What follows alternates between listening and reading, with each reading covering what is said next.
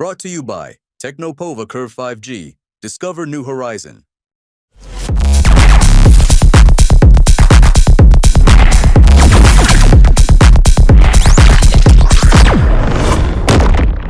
कांग्रेस की संविधान बचाओ रैली में कांग्रेस प्रदेश अध्यक्ष गोविंद सिंह डोटासरा ने और उपनेता प्रतिपक्ष टीकाराम जूली ने मौजूदा सरकार के ऊपर हमला बोला है।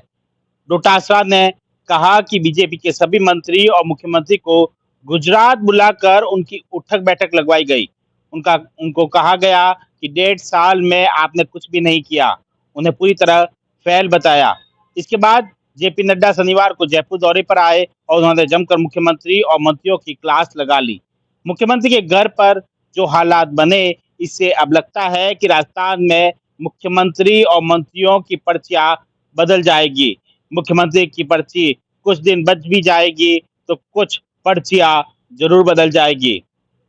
उन्होंने आगे कहा कि हाँ, मुख्यमंत्री को पपेट बोला और डोटासरा ने कहा कि भाजपा पदाधिकारी की कोई सुनवाई नहीं हो रही है।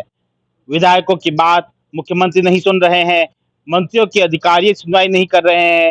डोटासरा ने कहा कि हाँ, मैंने मुख्यमंत्री को पपेट बोला है।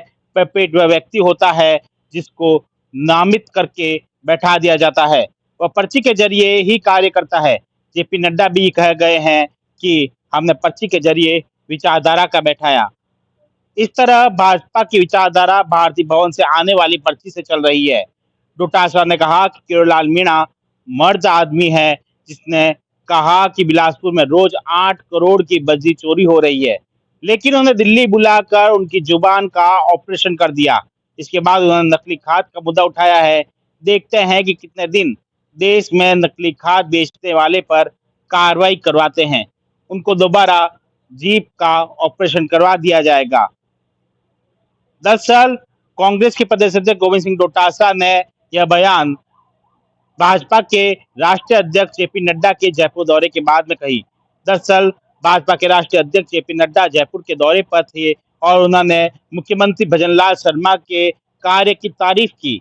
इस पर ही तंज कसते हुए डोटासरा ने मुख्यमंत्री की पर्ची बदलने की बात कही है। साथ में पिछले कई दिनों में जब से सरकार बनी है, तब से कई विधायक इस बात को लेकर नाराज हो चुके हैं और बयानबाजी कर चुके हैं कि मंत्री उनकी आवाज नहीं सुनते, सरकार में उनका काम नहीं होता। ऐसे में डोटासरा ने इस बात को लेकर तंज कसा है और कहा है कि जल्द ही जो है राजस्थान में बीजेपी में नए चेहरे देखने को मिल सकते हैं, यानी कि पर्चियां बदल सकती है। कई चीजों के ऊपर डोटासरा ने सरकार के ऊपर हमला बोला, खासकर किरोड़लाल मीणा को लेकर हमला बोलते हुए कहा कि जिस तरह से वे पहले जिन मुद्दों के ऊपर मुकर थे, अब वो इन मुद्दों की बात करते हुए नजर नहीं आते। वहीं हाल ही में जिस तरह से किरोड़लाल मीणा ने नकली खाद का मुद्दा उठाया और नकली खाद बन रही जगह का उजागर किया, पूरे मामला का खुलासा किया, अब डोटासरा का कहना है कि जल्द ही इस मामले में भी अब किरोड़लाल मीणा का दिल्ली बुलाकर उन्हें चुप करा दिया जाएगा। हालांकि देखना होगा कि डोटासरा ने सिर्फ यह विपक्ष में रहते हुए एक तंज है या फिर उनकी बात में वाकई दम है और आने वाले समय में राजस्थान में नए चेहरे देखने को मिल सकते हैं। Sumit Devda, TV9, Rajasthan. Brought to you by Technopova Curve 5G. Discover new horizon.